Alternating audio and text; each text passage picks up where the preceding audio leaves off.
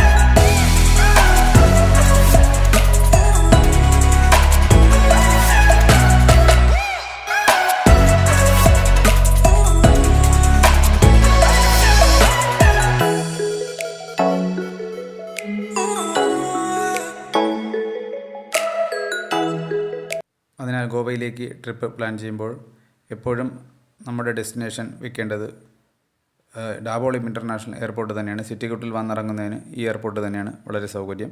അതിൻ്റെ code GOI എന്നാണ്. എന്നാൽ തിരിച്ചു പോകുമ്പോൾ വേണമെന്നുണ്ടെങ്കിൽ നമുക്ക് മനോഹർ ഇൻ്റർനാഷണൽ എയർപോർട്ട്, അതായത് മോപ്പ എയർപോർട്ട് ചൂസ് ചെയ്യാവുന്നതാണ്. അതിൻ്റെ എയർപോർട്ട് സ്റ്റേഷൻ കോഡ് എന്ന് പറയുമ്പോഴത്തേക്ക് GOX ആണ്. ടിക്കറ്റ് ബുക്ക് ചെയ്യുമ്പോൾ എപ്പോഴും തന്നെ ആ കോഡ് നമ്മൾ ശ്രദ്ധിക്കേണ്ടതാണ്. ഇനി ഗോവ എയർപോർട്ടിന് പുറത്തുള്ള കാഴ്ചകൾ കാണാം. ഈ കാണുന്നത് ഗോവ എയർപോർട്ടിൽ വന്നിറങ്ങിയ ശേഷം റെൻ്റ് കാർ അല്ലെങ്കിൽ റെൻ്റ് ബൈക്കിന് വേണ്ടി വെയിറ്റ് ചെയ്യുന്ന ആൾക്കാരാണ്. ഇവർ മുൻകൂട്ടി തന്നെ വണ്ടി ബുക്ക് ചെയ്ത് എമൗണ്ടൊക്കെ ഫിക്സ് ചെയ്തിട്ടുണ്ടാവും. എന്നാൽ വണ്ടി വന്ന ശേഷം ഹാൻഡ് ഓവർ ചെയ്യുന്നതിനാണ് വെയിറ്റ് ചെയ്യുന്നത്. എല്ലാത്തരം വണ്ടികളും അവൈലബിൾ ആണ്. 2 വീലർ, 4 വീലർ, 7 സീറ്റർ, 8 സീറ്റർ എല്ലാം തന്നെ ഇവിടെ അവൈലബിൾ ആണ്.